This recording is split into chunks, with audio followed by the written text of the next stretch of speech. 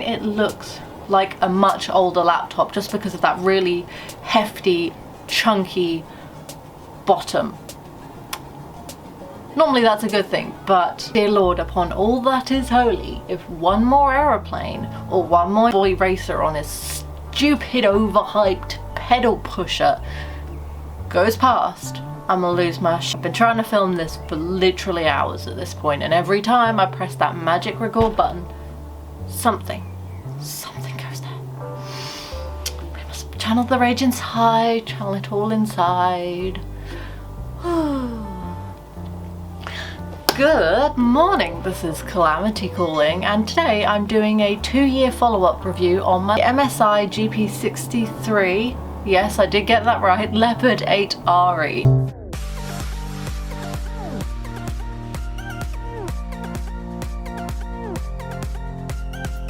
When I first bought it, I wanted something that would sort of last, something that was almost future-proof, or as much as a laptop could be, because at that time I didn't have any gaming peripherals and I couldn't really see much long-term reviews for this and how it did over time. So that's what I'm here for. The pros of the laptop: it's powerful, reasonably portable, the price point at the time didn't suck, the screen is really good, it's fast, and the graphics card was pretty great for the time. Cons: it's loud, it gets really hot, like borderline has burnt me hot. The trackpad, absolute trash. Ports, some of them have never worked. No matter what, no matter how, just haven't worked. And the updates aren't your friend with this device. But I'm going to get into it properly. So, I brought this laptop and I've been using it exclusively since about September 2019, so I've had plenty of time at this point to actually break down what's good, what's bad, bugbears, you know, all that kind of fun stuff. This, at the time for me, and still is actually, was a really big investment. I looked online the other day and it's still to buy about £1,000 because I'm here in the UK. So it's not a small investment, and if you have peripherals, I'm sure you can find an actual proper gaming computer of a similar offering for probably cheaper. However, for back in 2019, and for someone who at that time did not own any of the peripherals, this was a really good deal. Honestly, at that time it was the second most expensive thing I had bought next to my car. But this is my experience as a whole. So overall, and there are the seagulls, I forgot about those. Overall, I really love it. I felt like it was a really good starting place for my first proper gaming device, because I'd had consoles before that, but I really wanted to, get into PC gaming, because a lot of the indie games I like to play aren't really available on consoles, they're PC only. So let's just jump into the specs and performance. So the MSI Leopard 8 RE packs plenty of punch for a laptop. I'm very aware that by the virtue of it being a laptop, it will have its limitations over a tower. The CPU is the Intel 8750H with the NVIDIA GeForce GTX 1060 Ti, 128GB SSD and 1TB HDD, and 8GB of RAM. So it's pretty powerful, it's pretty fast. Not bad for the price. It has a 15.6-inch full HD display, and honestly it can be used as a fantastic doorstop if you ever need to, because this thing weighs 2.7 kilograms. It's not light. What does that all mean in layman's terms? It's a pretty good mid-level gaming laptop. I can run Red Dead Redemption 2 on the lowest settings, admittedly, but it runs seamlessly. It's just when I try and stream it that it wants to play up, but I'm well aware of what OBS, or how much work OBS takes.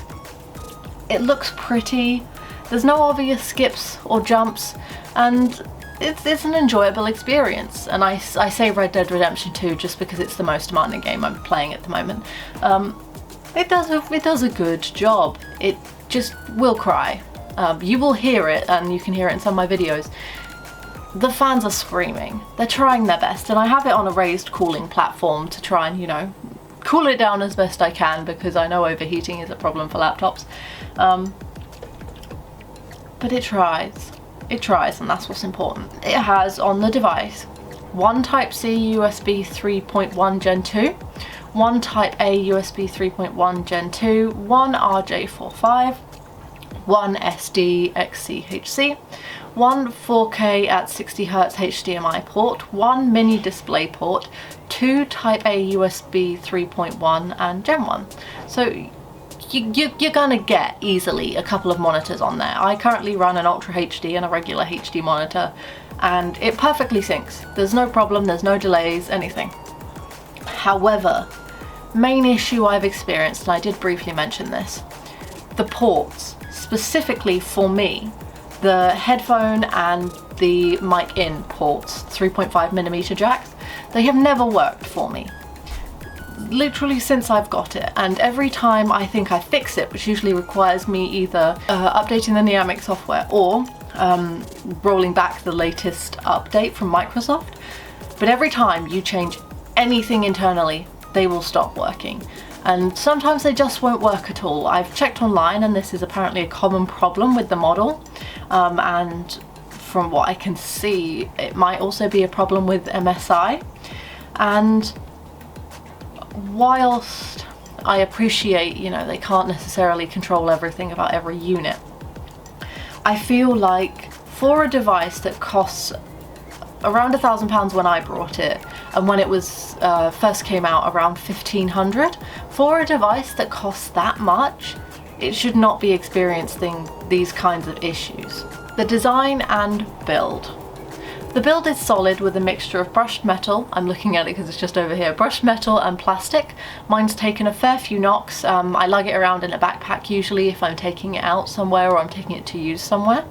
It's still in good health, no visible scratches, scuffs, marks. It looks as good as when I got it, which I appreciate because you know, I do have to carry it around quite a lot because, you know, nothing better than weight training when you're trying to go anywhere. The design doesn't look like anything particularly special. I mean, the MSI logo on the top when it lights up, it's cute, but the design as a whole, you know, it's nothing special. I would say borderline, it looks like a much older laptop just because of that really hefty, chunky bottom. Normally that's a good thing, but I know that it's got to fit quite a lot in, you know, arguably a relatively small device. The lines are clean. It is also very easy to clean, which I do appreciate.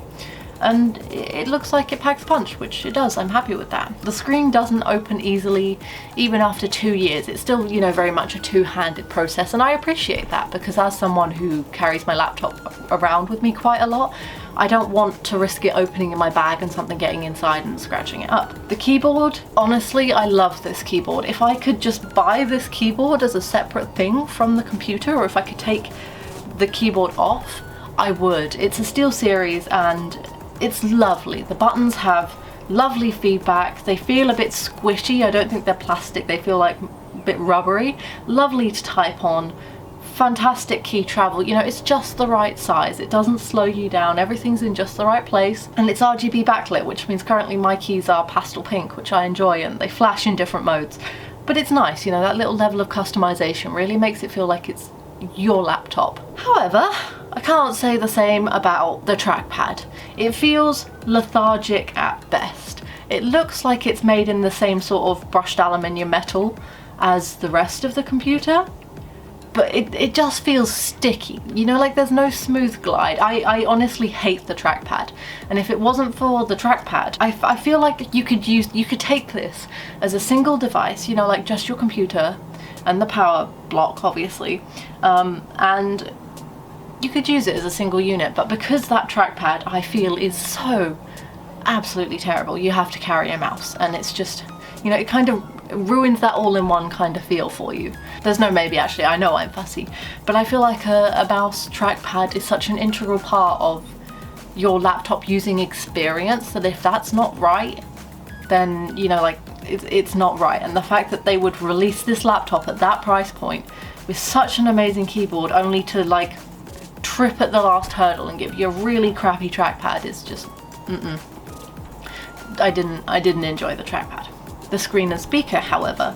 The screen is a full HD TN panel. It's bright, it's colourful, it's sharp. Viewing angles aren't fantastic, but you know, like with a laptop, you're only viewing it from certain angles really anyway. In terms of gaming color production and response time, it's really fast. It's pretty, and it's really fun to play very vibrant games, like Katamari, Stardew and Zelda. They all look absolutely gorgeous on this screen. The pixels are so sharp, it looks honestly lovely, delight to game on. For longevity, as in if you're going to be using this as a gaming device, there's a good chance you're not going to be spending, you know, like 5 or 10 minutes. I typically am looking at this screen for at least maybe 2-3 hours at a time. It's really good. I never have any issues. It has pulse width modulation below 55 nits, and then I also use the nightlight feature. But I found, which I'm quite happy about, you can implement things to make it more user-friendly to you without reducing the quality, and it's lovely. I love this screen so much, honestly. The speakers, loud, crisp, clear, manages bass really well. And honestly, if it wasn't for the noise from the fans, I would never use my headphones to listen to anything or play games when I'm not recording. However, because those fans are so loud, it will, if you're in close confines with the laptop, it will drown out whatever you're watching. Battery life? Okay, so being brutally honest, battery life is terrible. It quotes 51 watt hours and it comes with a 150 watt wall charger. However, my experience with it is that if I'm doing anything more strenuous than it just being on or reading a Word document, just watching something, I'll get maybe 40 minutes of battery life before it will be dead, which I feel isn't good. I know that a lot of the internals aren't necessarily designed for battery, they're designed for all the other bits it needs to make it cool, but 40 minutes is atrocious, and maybe that's just the age, because I know over time that batteries discharge, but to get less than an hour just feels ridiculous to me. But that could just be me. If that's not your experience and you find that's quite common, please do let me know. I'm always open to feedback. Now, price. When I bought this laptop, it was around, well, it was under £1,000. However, brand new, 1,500, and online you can find it for around £1,000. Do I think that it's worth about £1,000 brand new? I think, given all the struggles we are currently having with graphics cards, if you are a mid-level gamer who doesn't own any peripherals, I think that yes, this genuinely would still be a good investment. However, if you do have the peripherals, I don't know if it's the best you can get, honestly, because of the format of it being a laptop, I feel like the graphics card doesn't really reach its full potential. It can't, or the unit would overheat. But if you can find a good price on it, it's a really good mid-level unit. My overall verdict on this device?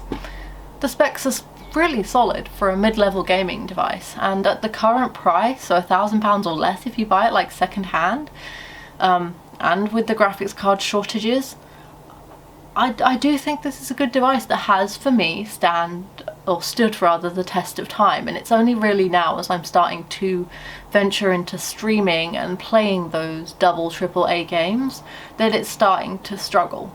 But it can still, today, comfortably run Streamlabs and Red Dead Redemption 2 on lowest settings, mind you, which I don't think is bad for a computer that came out, what, 3-4 years ago now? Like, it's doing well. It's holding itself together, I can't complain. I would recommend doing some research before you would consider buying this, because I am certain, with my research of MSI, that they do tend to put a premium on their products, and that in this day and age, I'm sure you can find something very similar to this for a similar price point, probably with something a bit better under the hood.